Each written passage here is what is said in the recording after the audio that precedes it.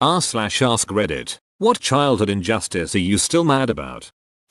Got pulled out of class in grade prep by the librarian because I apparently hadn't returned a library book, which I had. When I told the librarian this, she starts screaming at me, calling me a liar and so on. Eventually she decides to make me go through the library shelves to find this book. By this point I'm crying my eyes out, completely terrified as I've done nothing wrong.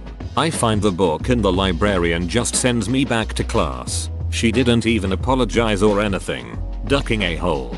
I borrowed a Star Wars book from the library when I was about 7, then never thought about it again. Once we got home, we get a late notice from the library. We can't find the book and now we have to pay for it. I get lectured about responsibility from my mom. 20 years later and I'm helping my mom move. She has an old piano bench that opens to keep sheet music inside. In that piano bench is a stack of sheet music with my library book in it. My mom must have put the book and there were some books she bought that day. My mom constantly moved my stuff around. Any paper, be it doodles, notes or anything important, thrown in trash. I told her many times to stop doing this but she still does it. One day she threw away homework which was on a table, and then she tells I need to be more mindful of where I put things and some other stupid shit. When the guidance counselor didn't offer to help me when I showed her the bruises from my stepmom. In fact, she called our home and told my stepmom I had come in about it. Guess how that went? When I was 8 or 9, I decided I would build a plane with camber and just freeball it. No plans, no guides, just build what I saw in my head. It started small, maybe the size of my hand, and I just kept building on it. Fast forward 2-3 months, and suddenly it's this giant 3-foot biplane with a motor that turns both the propeller and the wheels. I was so proud of it. I've never been a creative person, but this plane, I created this. I was working on it. The last day I had it, my mom was on her computer, and I'd set it down behind her chair. She rolled her chair back and over a wing, completely tore up the wing, which sucked, but was fixable. I don't remember how I reacted. I probably overreacted, but what my mom did in response, I'll never understand, and will always remember. She sat down on the ground, right in front of me, and dismantled the plane piece by piece and put them all back into the garbage bag that I stored them in. All I could do was sit there and cry as I watched her. I've brought it up twice. As an adult, she denies it ever happening. Says I must have imagined it. When it took a week to get my arm in a cast because my dad, a medical doctor no less, thought I was faking having broken my arm. I broke my ankle at 11 on the first day of a soccer camp.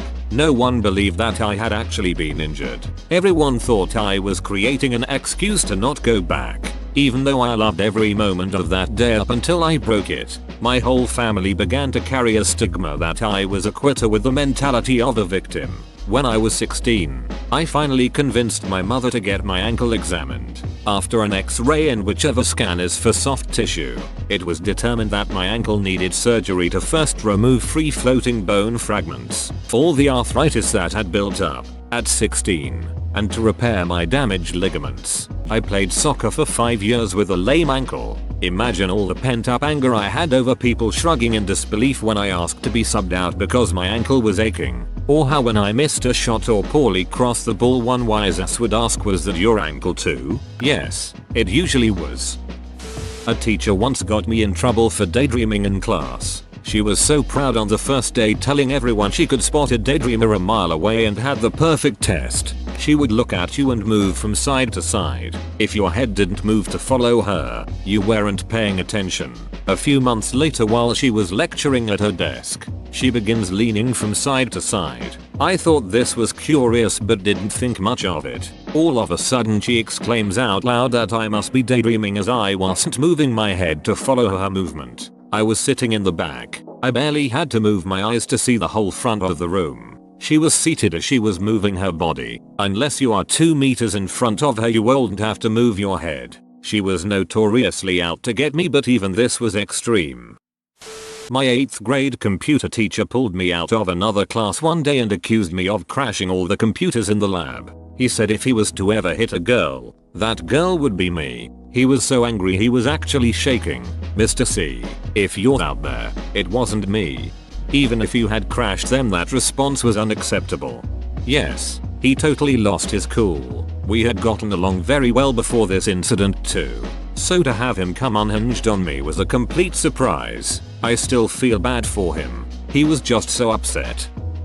My adoptive mom was crazy. One day when I was little, maybe 8, she lost an earring and decided I must have done it. So she punished me like she always did. Screamed at me, beat me, made me write 100 times that I wouldn't touch other people's things. Kicked the dogs because I had made her angry and made me sit in my room for an hour, on the edge of my bed, hands crossed, no talking, reading, moving, etc. A few days later she told me she knew I didn't take it but just wanted to punish me. She did lots of crazy shit and lied a lot and was really physically and emotionally abusive, but for some reason this one thing really stuck out. She knew I didn't take it, and I ducking hated it when she hurt the animals cause she was mad at me. My dumb Dunt Beach 4th grade teacher hiding my glasses from me, after me, along with several of my friends try to find them to no avail. I had my parents buy some more. It later turned out they were sitting in her desk drawer the whole time. Her excuse for not giving them back, he didn't ask. Once I was in a parade and a lady yelled at me for throwing my confetti too high. You jerk. I was not the one who kept leaving a dump in the toilet without flushing. It was my goddamn cousin and no one believed me. I did not need a lesson on how it's common courtesy to flush. I was well aware of that at 7 years old. No wonder my cousin grew up to be a lowlife getting away with shit like that at such a young age. Duck. This happened to me too. When I was 8ish, we were letting this other family stay with us, and the dude, Larry, was just coming out of the bathroom when I decided I needed to use it before dinner. Walk in. The biggest shit I have seen in my life, before or since, is crammed into the bowl. This thing was like over half my height. I just backed away and shut the door. Then my sister goes in and starts yelling to everyone at the table that I didn't flush. Tried to argue, but no one would believe that this inhumanly massive shit didn't come from me. Larry just sits there looking at me while he eats our food. Duck you, Larry. I was blamed for stealing $200 from a friend's piggy bank. His parents arranged a meeting with me and my mother. They sat me down at their dining room table and interrogated me. Do you know what truth means? Do you know what stealing means? They blamed me and kept saying they just want to hear me take responsibility for my actions and to admit I took the money. Rumors spread at school that I was a thief and people started blaming that I stole their stuff too. I never took the money. So ever found out what happened? I believe that his friend Kai, who was a Korean exchange student, took it. He was at the house the same day after I left, unless he lied, took the money himself and told his parents it was missing, or that Ducker Kai took it. Oh man, when a teacher told me off for having long hair, the exact quote was, "How do you expect to be able to think underneath all that hair?" This came from a woman. In the 4th grade our teacher had us write a paper about 3 of our life goals. Being around 10 or 11 my life goals were pretty unrealistic. I really thought I could make it as a professional singer. I was the first one finished and she read over it and yelled at me. Told me to come up with new life goals and grow up because it wasn't the 3rd grade anymore. Jesus. The correct response to basically any non-insane goal a kid under 14 has is wow, cool. How do you think you'll do that? As they become teenagers you can start pushing them hard to succeed and or shitting on their dreams.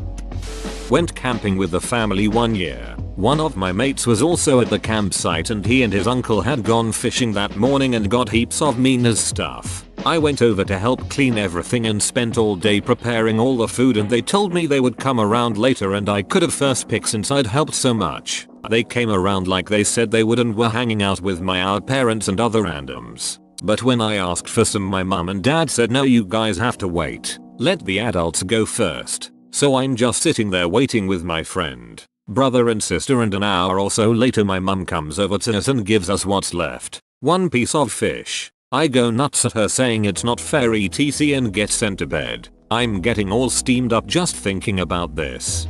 Aaron, is that you? Same thing happened to me one year. Uncles went fishing and came back with tons of little perch. We spent most of the day cleaning them and I proudly recognized one fish as a base, not a perch. My uncle was proud and said I could have it for dinner. Bastards made the kids wait until the adults got their plates. And of course my uncle took my base. I'm a mom now, and I can't fathom even making myself a plate before I serve my kids. They eat first and get the best. No base left? That's okay. Mom really didn't want one anyway. Had to sit at the table until all my food was eaten. I was sick and threw up and had to eat my vomit. I also shit myself and wasn't allowed to go clean myself up until after I finished eating my puke. That was the last time I ever saw my father as a friend. He was just a cruel man that lived with us after that. Didn't get the main bingo prize because I won too fast and the game needed to go on a bit more. My cousin won the next game and got the main prize. She's also an annoying dunt. Whilst I was a well-behaved kid, generally, well-behaved kids get the most injustice. Source: I work in kindergarten and see the other employees be unjust with well-behaved kids all the time. Gets on my nerves. I was always the kid they put between two bad kids to keep them from acting up because I was quiet. So much is wrong with that. Got bullied hard by my 8th grade science teacher for stating that tomatoes were fruit. Knowledge is knowing a tomato is a fruit. Wisdom is knowing not to put it in a fruit salad.